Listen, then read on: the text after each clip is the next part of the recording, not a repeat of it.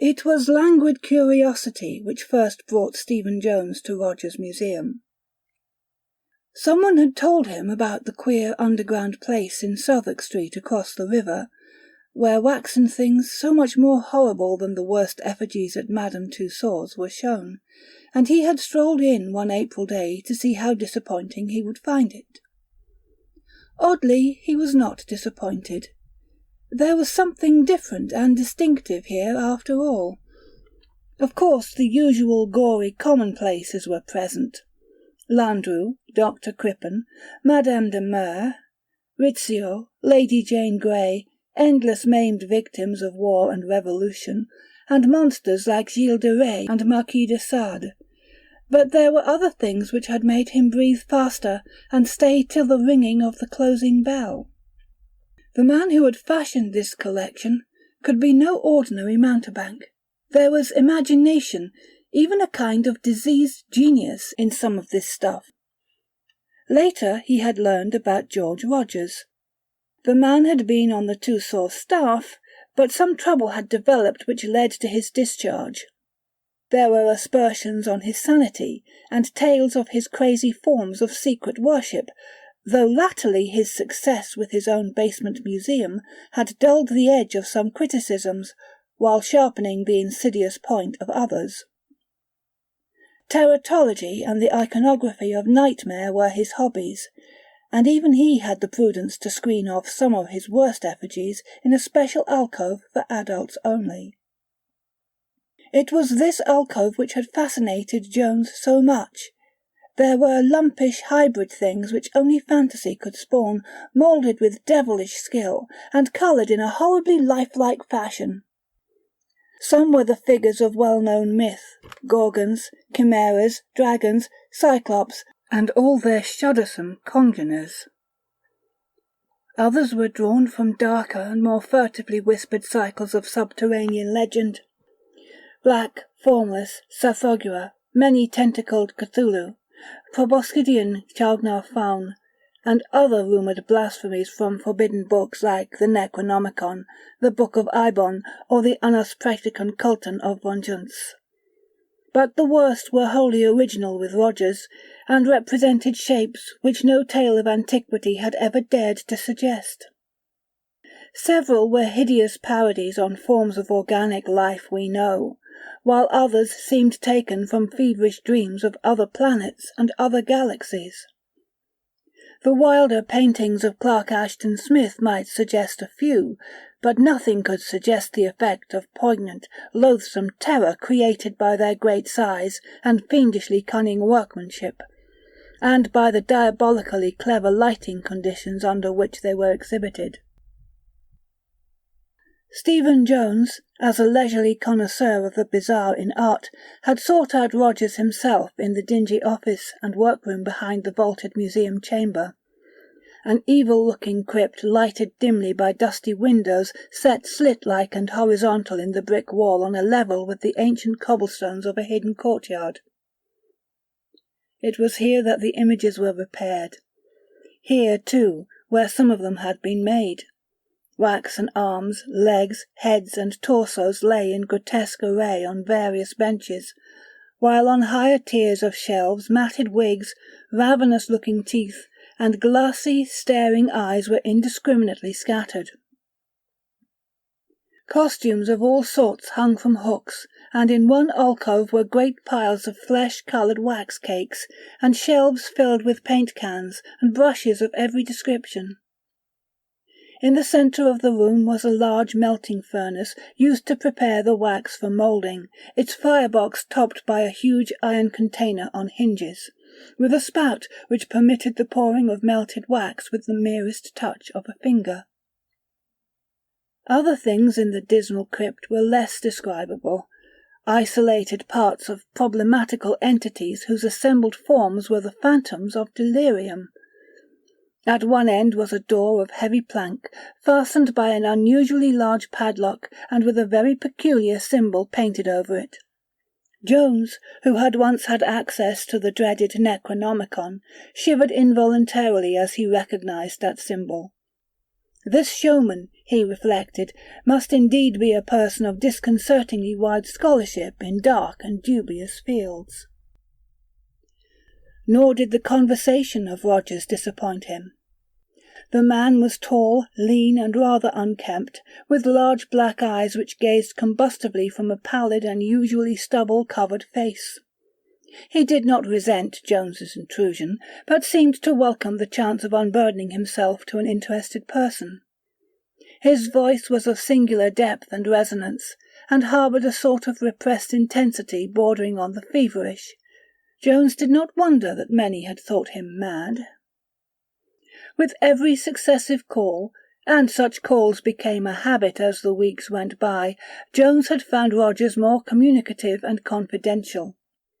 From the first there had been hints of strange faiths and practices on the showman's part, and later on these hints expanded into tales, despite a few odd corroborative photographs, whose extravagance was almost comic. It was some time in June, on a night when Jones had brought a bottle of good whisky and plied his host somewhat freely, that the really demented talk first appeared. Before that there had been wild enough stories, accounts of mysterious trips to Tibet, the African interior, the Arabian desert, the Amazon Valley, Alaska, and certain little-known islands of the South Pacific, plus claims of having read such monstrous and half-fabulous books as the prehistoric Pnakotic Fragments and the Dole Chants attributed to malign and non-human Leng. But nothing in all this had been so unmistakably insane as what had cropped out that June evening under the spell of the whisky. To be plain, Rogers began making vague boasts of having found certain things in nature that no one had found before, and of having brought back tangible evidences of such discoveries. According to his bibulous harangue, he had gone farther than anyone else in interpreting the obscure and primal books he studied, and had been directed by them to certain remote places where strange survivals are hidden. Survivals of eons and life cycles earlier than mankind, and in some cases connected with other dimensions and other worlds, communication with which was frequent in the forgotten pre-human days. Jones marvelled at the fancy which could conjure up such notions, and wondered just what Roger's mental history had been. Had his work amid the morbid grotesqueries of Madame Tussauds been the start of his imaginative flights, or was the tendency innate, so that his choice of occupation was merely one of its manifestations? At any rate, the man's work was very closely linked with his notions. Even now there was no mistaking the trend of his blackest hints about the nightmare monstrosities in the screened-off, adults-only alcove. Heedless of ridicule, he was trying to imply that not all of these demoniac abnormalities were artificial. It was Jones's frank scepticism and amusement at these irresponsible claims which broke up the growing cordiality. Rogers, it was clear, took himself very seriously, for he now became morose and resentful, continuing to tolerate Jones only through a dogged urge to break down his wall of urbane and complacent incredulity. Wild tales and suggestions of rites and sacrifices to nameless elder gods continued, and now and then Rogers would lead his guest to one of the hideous blasphemies in the screened-off alcove and point out features difficult to reconcile with even the finest human craftsmanship. Jones continued his visits through sheer fascination, though he knew he had forfeited his host's regard. At times he would try to humour Rogers with pretended assent to some mad hint or assertion, but the gaunt showman was seldom to be deceived by such tactics. The tension came to a head later in September. Jones had casually dropped into the museum one afternoon, and was wandering through the dim corridors, whose horrors were now so familiar, when he heard a very peculiar sound from the general direction of Roger's workroom. Others heard it too, and started nervously as the echoes reverberated through the great vaulted basement. The three attendants exchanged odd glances, and one of them, a dark, taciturn, foreign-looking fellow, who always served Rogers as a repairer and assistant designer, smiled in a way which seemed to puzzle his colleagues, and which grated very harshly on some facet of Jones's sensibilities. It was the yelp or scream of a dog, and was such a sound as could be made only under conditions of the utmost fright and agony combined. Its stark, anguished frenzy was appalling to hear, and in this setting of grotesque abnormality it held a double hideousness. Jones remembered that no dogs were allowed in the museum. He was about to go to the door leading into the workroom when the dark attendant stopped him with a word and a gesture. "Mr. Rogers," the man said in a soft, somewhat accented voice at once apologetic and vaguely sardonic, was out, and there were standing orders to admit no one to the workroom during his absence. As for that yelp, it was undoubtedly something out in the courtyard behind the museum. This neighbourhood was full of stray mongrels, and their fights were sometimes shockingly noisy. There were no dogs in any part of the museum, but if Mr. Jones wished to see Mr. Rogers, he might find him just before closing time. After this, Jones climbed the old stone steps to the street outside and examined the squalid neighbourhood curiously. The leaning, decrepit buildings, once dwellings but now largely shops and warehouses, were very ancient indeed. Some of them were of a gabled type seeming to go back to Tudor times, and a faint miasmatic stench hung subtly about the whole region. Beside the dingy house, whose basement held the museum, was a low archway pierced by a dark cobbled alley, and this Jones entered in a vague wish to find the courtyard behind the workroom and settle the affair of the dog more comfortably in his mind. The courtyard was dim in the late afternoon light, hemmed in by rear walls even uglier and more intangibly menacing than the crumbling street facades of the evil old houses. Not a dog was in sight, and Jones wondered how the aftermath of such a frantic turmoil could have completely vanished so soon. Despite the assistant's statement that no dog had been in the museum, Jones glanced nervously at the 3 small windows of the basement workroom, narrow, horizontal rectangles close to the grass-grown pavement, with grimy panes that stared repulsively and incuriously like the eyes of a dead fish. To their left a worn flight of steps led to an opaque and heavily bolted door.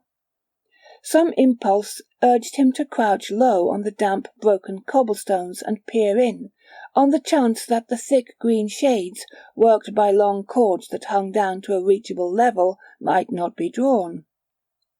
The outer surfaces were thick with dirt, but as he rubbed them with his handkerchief, he saw there was no obscuring curtain in the way of his vision. So shadowed was the cellar from the inside that not much could be made out, but the grotesque working paraphernalia now and then loomed up spectrally as Jones tried each of the windows in turn. It seemed evident at first that no one was within, yet when he peered through the extreme right-hand window, the one nearest the entrance alley, he saw a glow of light at the farther end of the apartment which made him pause in bewilderment. There was no reason why any light should be there. It was an inner side of the room, and he could not recall any gas or electric fixture near that point. Another look defined the glow as a large vertical rectangle, and a thought occurred to him. It was in that direction that he had always noticed the heavy plank door with the abnormally large padlock. The door which was never opened, and above which was crudely smeared that hideous cryptic symbol from the fragmentary records of forbidden elder magic. It must be open now, and there was a light inside. All his formal speculations as to where that door led, and as to what lay behind it, were now renewed with trebly disquieting force. Jones wandered aimlessly around the dismal locality till close to 6 o'clock, when he returned to the museum to make the call on Rogers. He could hardly tell why he wished so especially to see the man just then, but there must have been some subconscious misgivings about that terribly unplaceable canine scream of the afternoon, and about the glow of light in that disturbing and usually unopened inner doorway with the heavy padlock. The attendants were leaving as he arrived, and he thought that Orabona, the dark, foreign-looking assistant, eyed him with something like sly, repressed amusement. He did not relish that look, even though he had seen the fellow turn it on his employer many times. The vaulted exhibition room was ghoulish in its desertion, but he strode quickly through it and rapped at the door of the office and workroom. Response was slow in coming, though there were footsteps inside. Finally, in response to a second knock, the lock rattled, and the ancient six-panelled portal creaked reluctantly open to reveal the slouching, feverish-eyed form of George Rogers. From the first it was clear that the showman was in an unusual mood. There was a curious mixture of reluctance and actual gloating in his welcome, and his talk at once veered to extravagances of the most hideous and incredible sort. Surviving elder gods, nameless sacrifices, the other-than-artificial nature of some of the alcove horrors, all the usual boasts, but uttered in a tone of peculiarly increasing confidence. Obviously, Jones reflected, the poor fellow's madness was gaining on him. From time to time Rogers would send furtive glances toward the heavy padlocked inner door at the end of the room, or toward a piece of coarse burlap on the floor not far from it, beneath which some small object appeared to be lying. Jones grew more nervous as the moments passed, and began to feel as hesitant about mentioning the afternoon's oddities as he had formerly been anxious to do so. Roger's voice almost cracked under the excitement of his fevered rambling. "Do you remember," he shouted, "what I told you about that ruined city in Indochina where the Chochos lived? You had to admit I'd been there when you saw the photographs, even if you did think I made that oblong swimmer in darkness out of wax. If you'd seen it writhing in the underground pools as I did, well, this is bigger still. I never told you about this, because I wanted to work out the later parts before making any claim. When you see the snapshots, you'll know the geography couldn't have been faked, and I fancy I have another way of proving that it isn't any waxed concoction of mine. You've never seen it, for the experiments wouldn't let me keep it on exhibition." The showman glanced queerly at the padlocked door. "It all comes from that long ritual in the 8th narcotic fragment. When I got it figured out, I saw it could have only one meaning. There were things in the north before the land of Lomar, before mankind existed, and this was one of them. It took us all the way to Alaska and up the Noatak from Fort Norton, but the thing was there as we knew it would be. Great Cyclopean ruins, acres of them. There was less left than we had hoped for, but after 3 million years, what could one expect? And weren't the Eskimo legends all in the right direction? We couldn't get one of the beggars to go with us, and had to sledge all the way back to Nome for Americans. Orabona was no good up in that climate. It made him sullen and hateful. I'll tell you later how we found it. When we got the ice blasted out of the pylons of the central ruin, the stairway was just as we knew it would be. Some carvings still there, and it was no trouble keeping the Yankees from following us in. Orabona shivered like a leaf. You'd never think it from the damned insolent way he struts around here. He knew enough of the elder law to be properly afraid. The eternal light was gone, but our torches showed enough. We saw the bones of others who had been before us, eons ago when the climate was warm. Some of these bones were of things you couldn't even imagine. At the 3rd level down we found the ivory throne the fragments said so much about, and I may as well tell you, it wasn't empty. The thing on that throne didn't move, and we knew then that it needed the nourishment of sacrifice, but we didn't want to wake it then. Better to get it to London first. Orabona and I went to the surface for the big box, but when we had packed it we couldn't get it up the 3 flights of steps. These steps weren't made for human beings, and their size bothered us. Anyway, it was devilish heavy. We had to have the Americans down to get it out. They weren't anxious to go into the place, but of course the worst thing was safely inside the box. We told them it was a batch of ivory carvings, archaeological stuff, and after seeing the carved throne they probably believed us. It's a wonder they didn't suspect hidden treasure and demand a share. They must have told queer tales around Nome later on, though I doubt if they ever went back to those ruins, even for the ivory throne." Rogers paused, felt around in his desk, and produced an envelope of good-sized photographic prints. Extracting one and laying it face down before him, he handed the rest to Jones. The set was certainly an odd one. Ice-clad hills, dog sledges, men in furs, and vast tumbled ruins against a background of snow. Ruins whose bizarre outlines and enormous stone blocks could hardly be accounted for.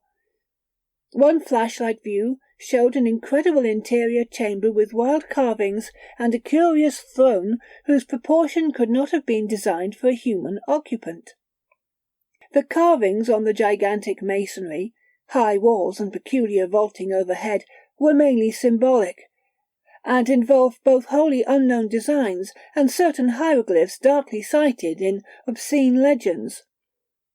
Over the throne loomed the same dreadful symbol which was now painted on the workroom wall above the padlocked plank door. Jones darted a nervous glance at the closed portal. Assuredly Rogers had been to strange places and had seen strange things, yet this mad interior picture might easily be a fraud, taken from a very clever stage setting. One must not be too credulous. But Rogers was continuing.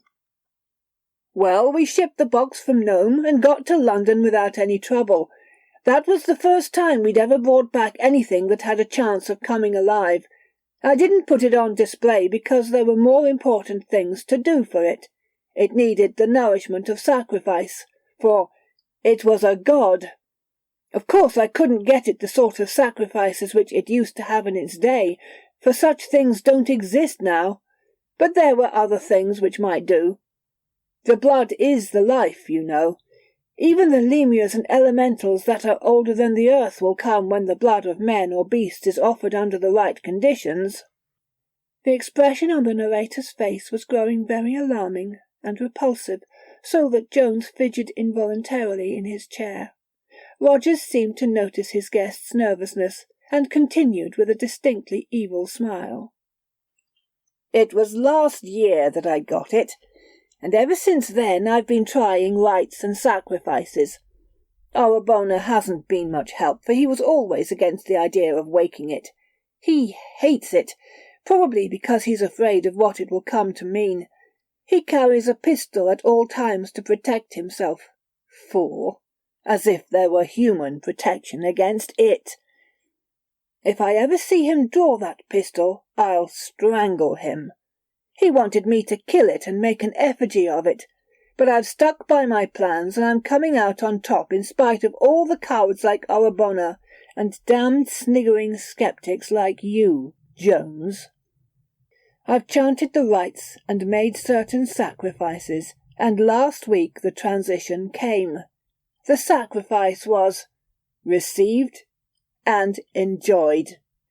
Rogers actually licked his lips, while Jones held himself uneasily rigid. The showman paused and rose, crossing the room to the piece of burlap at which he had glanced so often. Bending down, he took hold of one corner as he spoke again. "You've laughed enough at my work. Now it's time for you to get some facts. Arabona tells me you heard a dog screaming around here this afternoon. Do you know what that meant?" Jones started. For all his curiosity, he would have been glad to get out without further light on the point which had so puzzled him, but Rogers was inexorable, and began to lift the square of burlap. Beneath it lay a crushed, almost shapeless mass which Jones was slow to classify. Was it a once living thing which some agency had flattened, sucked dry of blood, punctured in 1,000 places, and wrung into a limp, broken-boned heap of grotesqueness. After a moment Jones realized what it must be. It was what was left of a dog perhaps of considerable size and whitish colour. Its breed was past recognition, for distortion had come in nameless and hideous ways. Most of the hair was burned off as by some pungent acid, and the exposed, bloodless skin was riddled by innumerable circular wounds or incisions. The form of torture necessary to cause such results was past imagining. Electrified with a pure loathing which conquered his mounting disgust, Jones sprang up with a cry. "You damned sadist! You madman! You do a thing like this and dare to speak to a decent man?" Rogers dropped the burlap with a malignant sneer and faced his oncoming guest. His words held an unnatural calm. "Why, you fool, do you think I did this? Let us admit that the results are unbeautiful from our limited human standpoint. What of it? It is not human and does not pretend to be. To sacrifice is merely to offer. I gave the dog to it. What happened is its work, not mine. It needed the nourishment of the offering, and took it in its own way. But let me show you what it looks like." As Jones stood hesitating, the speaker returned to his desk and took up the photograph he had laid face down without showing. Now he extended it with a curious look. Jones took it and glanced at it in an almost mechanical way. After a moment the visitor's glance became sharper and more absorbed, for the utterly satanic force of the object depicted had an almost hypnotic effect.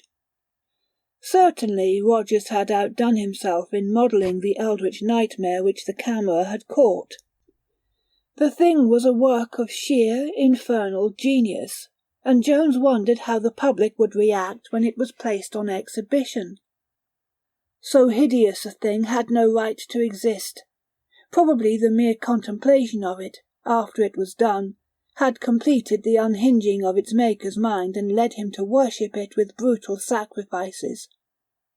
Only a stout sanity could resist the insidious suggestion that the blasphemy was, or had once been, some morbid and exotic form of actual life. The thing in the picture squatted or was balanced on what appeared to be a clever reproduction of the monstrously carved throne in the other curious photograph. To describe it with any ordinary vocabulary would be impossible, for nothing even roughly corresponding to it has ever come within the imagination of sane mankind. It represented something meant perhaps to be roughly connected with the vertebrates of this planet, though one could not be too sure of that. Its bulk was cyclopean, for even squatted it towered to almost twice the height of Orabona, who was shown beside it. Looking sharply, one might trace its approximations toward the bodily features of the higher vertebrates. There was an almost globular torso, with 6 long, sinuous limbs terminating in crab-like claws. From the upper end a subsidiary globe bulged forward, bubble-like, its triangle of 3 staring, fishy eyes, its foot-long and evidently flexible proboscis, and a distended lateral system analogous to gills, suggesting that it was a head. Most of the body was covered with what at first appeared to be fur, but which on closer examination proved to be a dense growth of dark, slender tentacles or sucking filaments, each tipped with a mouth suggesting the head of an asp. On the head and below the proboscis, the tentacles tended to be longer and thicker and marked with spiral stripes, suggesting the traditional serpent locks of Medusa. To say that such a thing could have an expression seems paradoxical. Yet Jones felt that the triangle of bulging fish eyes and that obliquely poised proboscis all bespoke a blend of hate, greed, and sheer cruelty incomprehensible to mankind, because mixed with other emotions not of the world or this solar system. Into this bestial abnormality, he reflected, Rogers must have poured at once all his malignant insanity and all his uncanny sculptural genius. The thing was incredible, and yet the photograph proved that it existed. Rogers interrupted his reveries. "Well, what do you think of it? Now do you wonder what crushed the dog and sucked it dry with 1,000,000 mouths? It needed nourishment, and it will need more. It is a god, and I am the first priest of its latter-day hierarchy.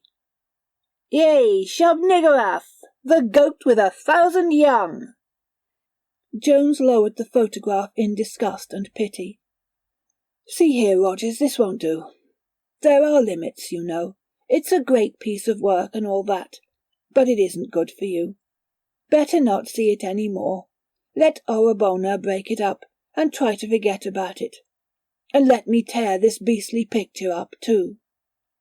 With a snarl, Rogers snatched the photograph and returned it to the desk. "Idiot! You! And you still think it's all a fraud? You still think I made it? And you still think my figures are nothing but lifeless wax? Why, damn you, you're a worse clod than a wax image yourself. But I've got proof this time, and you're going to know. Not just now, for it is resting after the sacrifice, but later. Oh, yes, you will not doubt the power of it then." As Rogers glanced toward the padlocked inner door, Jones retrieved his hat and stick from a nearby bench. "Very well, Rogers, let it be later. I must be going now, but I'll call around tomorrow afternoon. Think my advice over and see if it doesn't sound sensible. Ask Orabona what he thinks too." Rogers actually bared his teeth in wild beast fashion. "Must be going now, eh? Afraid after all. Afraid for all your bold talk. You say the effigies are only wax, and yet you run away when I begin to prove that they aren't.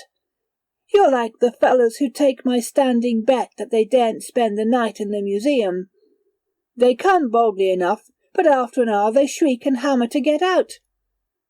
Want me to ask Orabona, eh? You two, always against me. You want to break down the coming earthly reign of it." Jones preserved his calm. "No, Rogers, there's nobody against you. And I'm not afraid of your figures either, much as I admire your skill. But we're both a bit nervous tonight, and I fancy some rest will do us good." Again Rogers checked his guest's departure. "Not afraid, eh? Then why are you so anxious to go? Look here, do you or don't you dare to stay alone here in the dark? What's your hurry if you don't believe in it?" Some new idea seemed to have struck Rogers, and Jones eyed him closely. "Why, I've no special hurry, but what would be gained by my staying here alone? What would it prove? My only objection is that it isn't very comfortable for sleeping. What good would it do either of us?" This time it was Jones who was struck with an idea. He continued in a tone of conciliation. "See here, Rogers, I've just asked you what it would prove if I stayed. When we both know. It would prove that your effigies are just effigies, and that you oughtn't to let your imagination go the way it's been going lately. Suppose I do stay. If I stick it out till morning, will you agree to take a new view of things, go on a vacation for 3 months or so, and let Orabona destroy that new thing of yours? Come now, isn't that fair?" The expression on the showman's face was hard to read. It was obvious that he was thinking quickly, and that of sundry conflicting emotions, malign triumph was getting the upper hand. His voice held a choking quality as he replied. "Fair enough. If you do stick it out, I'll take your advice, but stick you must. We'll go out for dinner and come back. I'll lock you in the display room and go home. In the morning I'll come down ahead of Orabona. He comes half an hour before the rest, and see how you are. But don't try it unless you are very sure of your scepticism. Others have backed out, you have that chance. And I suppose a pounding on the outer door would always bring a constable. You may not like it so well after a while. You'll be in the same building, though not in the same room, with it. As they left the rear door into the dingy courtyard, Rogers took with him the piece of burlap, weighted with a gruesome burden. Near the centre of the court was a manhole, whose cover the showman lifted quietly, and with a shuddering suggestion of familiarity. Burlap and all, the burden went down to the oblivion of a cloacal labyrinth. Jones shuddered and almost shrank from the gaunt figure at his side as they emerged into the street. By unspoken mutual consent they did not dine together, but agreed to meet in front of the museum at 11. Jones hailed a cab and breathed more freely when he had crossed Waterloo Bridge and was approaching the brilliantly lighted Strand. He dined at a quiet café, and subsequently went to his home in Portland Place to bathe and get a few things. Idly he wondered what Rogers was doing. He had heard that the man had a vast dismal house in the Walworth Road, full of obscure and forbidden books, occult paraphernalia, and wax images which he did not choose to place on exhibition. Orabona, he understood, lived in separate quarters in the same house. At 11, Jones found Rogers waiting by the basement door in Southwark Street. Their words were few, but each seemed taut with a menacing tension.